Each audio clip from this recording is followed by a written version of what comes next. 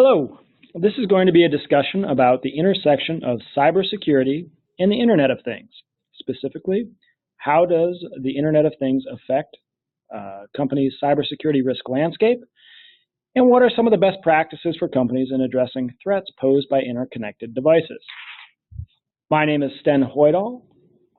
I am the chair of Fredrikson Byron's Data Protection and Cybersecurity Group, and I'm going to start today with Cybersecurity 101. Universal truth is that every company is at risk. It doesn't matter what your size is, it doesn't matter what your revenues are, and it doesn't matter where you're located or what your industry is. Every company is at risk. To that end, former FBI Director James Comey famously said there are two types of large companies: those who've been hacked and those who don't know they've been hacked. And companies are understandably concerned. Boards routinely rank cybersecurity as the #1 risk that they're focused on. That's with good reason. It's easy to understand why when you see headlines like this. These are the headlines that we're seeing on what feels more and more like a daily basis. Major, trusted, large, sophisticated corporate and governmental entities are being attacked, and sometimes those attacks are successful. Part of the blame for this falls on interconnectedness, the interconnectedness of devices.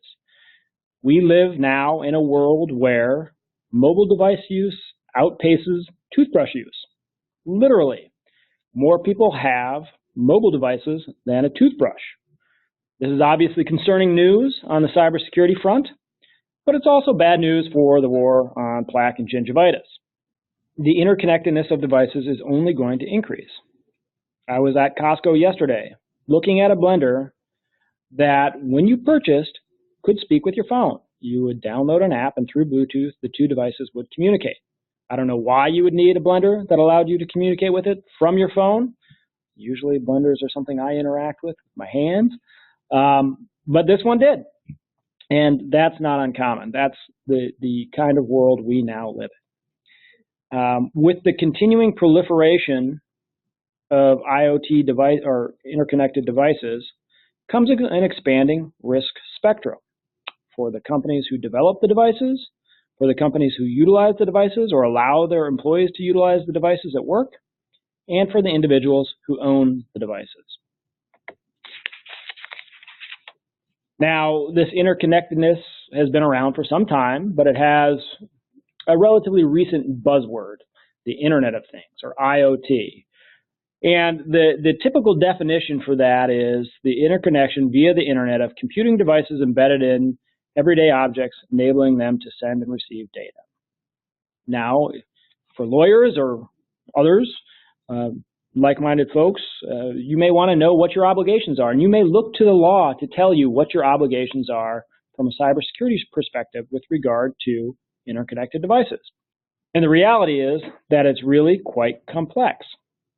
There is no single federal statute governing cybersecurity law, and there is no single data security regulator, though the FTC has emerged as the primary regulatory enforcer.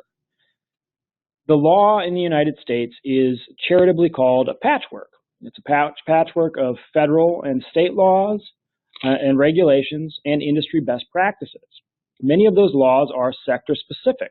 They relate to financial institutions or healthcare institutions. And many of the laws are also state-specific, relating specifically to personally identifiable information gathered about residents of a particular state. I'm thinking of California and Massachusetts as prime example of states that have laws on data security issues.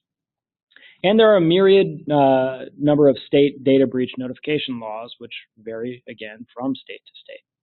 On top of this, sprinkle in some industry requirements. A notable example would be the payment card industry's data security standards, as well as any contractual obligations that a company may have entered into with its clients, customers, or vendors relating to cybersecurity issues. And that's the landscape you have.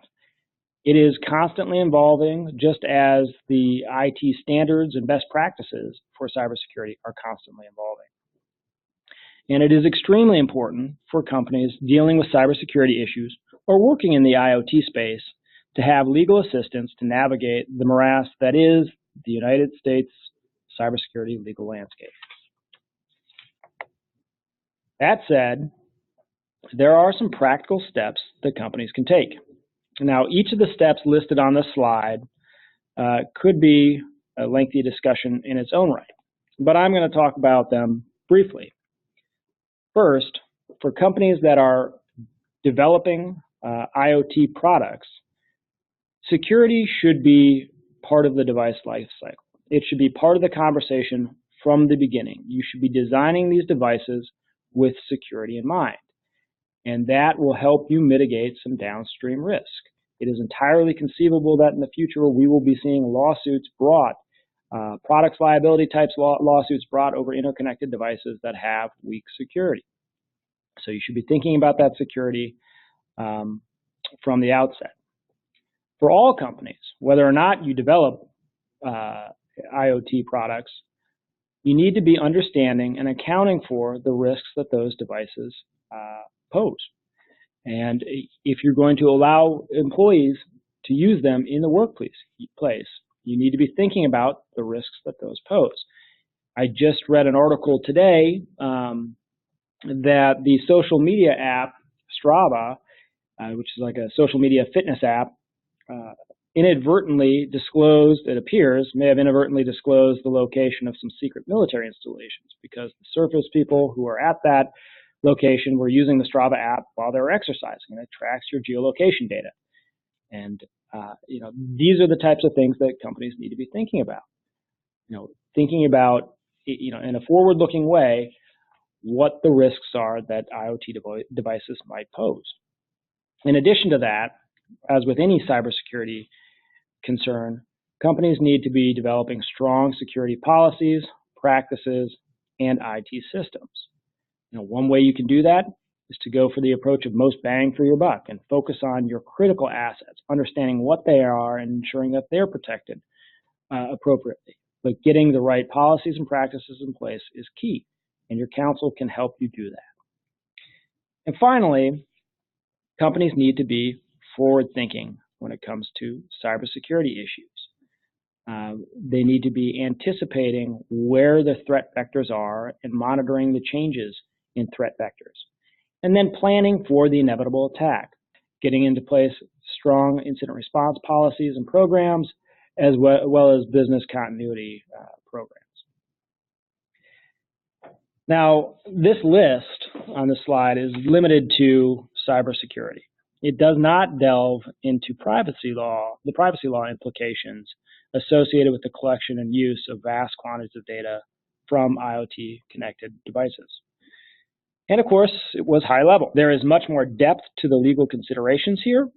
And if you have any questions about those legal considerations or you want to discuss the items on the slide further, please feel free to contact me.